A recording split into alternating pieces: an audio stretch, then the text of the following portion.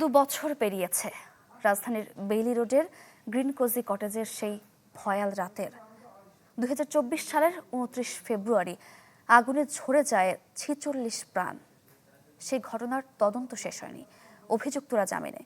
কমেনি রাজধানীতে এই ঝুঁকিপূর্ণ ভবনের সংখ্যা।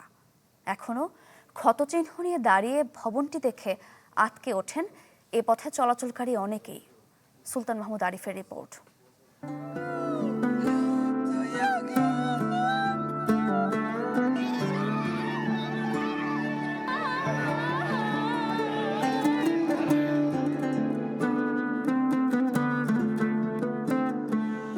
পেরিয়ে গেছে ২ বছর, তবুও পোড়া দাগ বুকে নিয়ে দাঁড়িয়ে আছে রাজধানীর বেইলি রোডের গ্রিন কোজি কটেজ ভবনটি।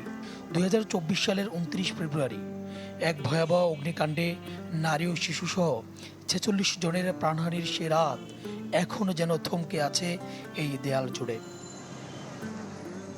ভবনটির ভেতর থেকে সেদিন যারা বেঁচে ফিরছিলেন তাদের একজন অধ্যাপক কামরুজ্জামান মজুমদার। এই পথ দিয়ে হাঁটতে গেলেই তার চোখে ভেসে ওঠে আগুন, ধোঁয়া আর ছুটোছুটি।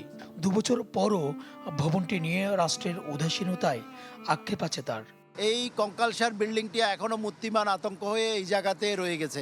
ইতিমধ্যে একটি নির্বাচিত সরকার এবং একটি ইন্টেরিয়াম গভর্নমেন্ট দায়িত্ব পালন শেষ করেছে, কিন্তু আমরা এটির কোনো এখানকার এটি সংস্কার বা এটিকে রিমুভালের বিষয়ে কোনো কিছু জানি না। RICL TMX, যুগের পর যুগ স্থাপনা থাকে মজবুত। স্বজন হারানো পরিবারগুলোর কাছে দিন তারিখ নয়, প্রতিটি দিনই শোকের। কেউ সামাজিক মাধ্যমে, কেউ নীরব প্রার্থনায় স্মরণ করছেন প্রিয়জনকে। প্রত্যক্ষদর্শীরাও ভুলতে পারছেন না সেই রাতের লাশের সারি। এখনো এই জায়গায় দোকানদারি করি, মাঝে মাঝে ওই কথা মনে পড়লে নিজের শরীরের পশম খারাপ যেত। ওই আতঙ্কটা এখনো বিরাজ করে আমাদের মাঝে। তো আমি চাই যে এখানে আরো অনেকগুলো রেস্টুরেন্ট আছে, এগুলো যেন সেফটি মেনটেন করে। ঘটনার পর রমনা থানায় করা অপমৃত্যুর মামলার তদন্তের দায়িত্ব যায় সিআইডির হাতে, কিন্তু ২ বছরও জমা হয়নি প্রতিবেদন। ভবনের মালিকসহ ১১ জনকে গ্রেপ্তার করা হলেও বর্তমানে জামিনে বেরিয়ে গেছেন তারা।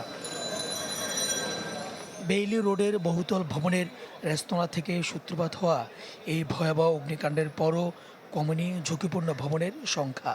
রাজুকের তথ্যমতে শুধু রাজধানীতেই আছে ৩ শতাধিক ঝুঁকিপূর্ণ ভবন। অনুমোদনহীন ভবন। নগর পরিকল্পনাবিদরা বলছেন অপরিকল্পিত ভবনই মৃত্যুর ফাঁদ তৈরি করেছে। আর দুর্নীতির লাগাম টানা না গেলে থামানো যাবে না অগ্নিকাণ্ডে মৃত্যুর মিছিল। আমরা রাজুক থেকে প্ল্যান পাস করা একরকম, বানানোর সময় বানাই আরেক রকম।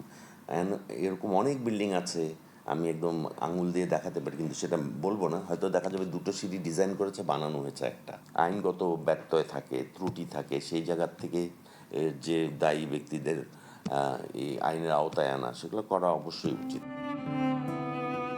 ঝলসে যাওয়া সেই রাত শুধু একটি ভবনের ক্ষত নয়, একটি শহরের দায়, একটি রাষ্ট্রের প্রশ্নবোধক চিহ্ন। প্রশ্ন হলো, আর কত ভবন এমন দুঃস্বপ্নের স্মৃতিস্তম্ভ হয়ে দাঁড়িয়ে থাকবে? সুলতান মাহমুদ আরিফ, চ্যানেল 24, ঢাকা।